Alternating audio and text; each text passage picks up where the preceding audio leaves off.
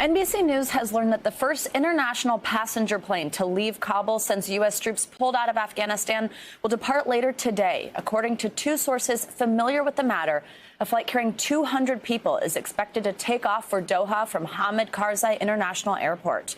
NBC News global correspondent Raf Sanchez is in Doha for us now. Raf, good morning. So this comes just a day after Secretary Blinken urged the Taliban to allow charter planes to leave Afghanistan, also after he had received criticism for not doing more. Has U.S. pressure paid off here, and could we see more planes leaving in the next few days?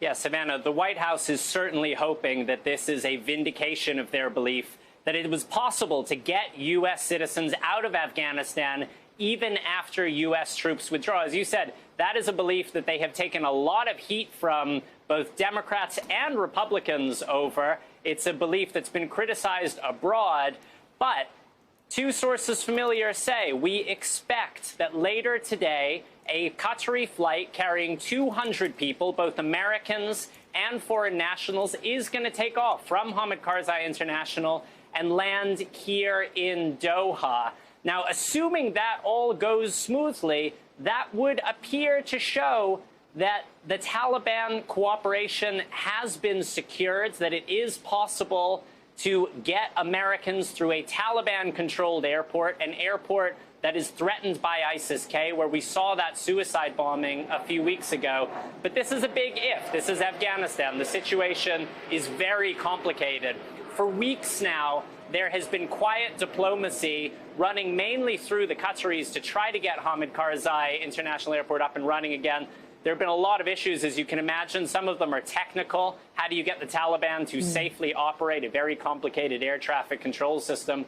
But a lot of it to do with security. And Savannah, the question now is today's arrangement scalable? Is this the first of many flights, or is this a one-off exceptional arrangement to get this plane off the ground? That's what we're all waiting to see, Savannah. Yeah, it certainly is. Now, we know Blinken also held a virtual meeting with officials from around the world on the situation in Afghanistan when he took this tour of Ramstein Air Base in Germany. What's been the reaction to the Taliban's new caretaker government in that meeting?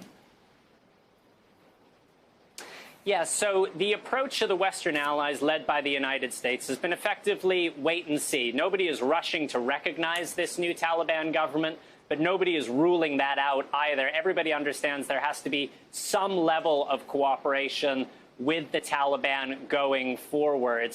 Secretary Blinken did note a number of what he called concerns about this new Taliban government. There are no women. There are people in that government who are on the FBI's most wanted list for terrorism charges. And this is not a unity government. This is entirely a Taliban government. Nobody from the old regime, no technocrats, nothing like that. The line Secretary Blinken has been using over and over again is the U.S. will judge this new Taliban regime by its actions, not by its words. Take a listen to what he had to say. We will judge it and them by its actions. The international community has made clear its expectation that the Afghan people deserve an inclusive government. The Taliban seek international legitimacy and support. Any legitimacy, any support will have to be earned.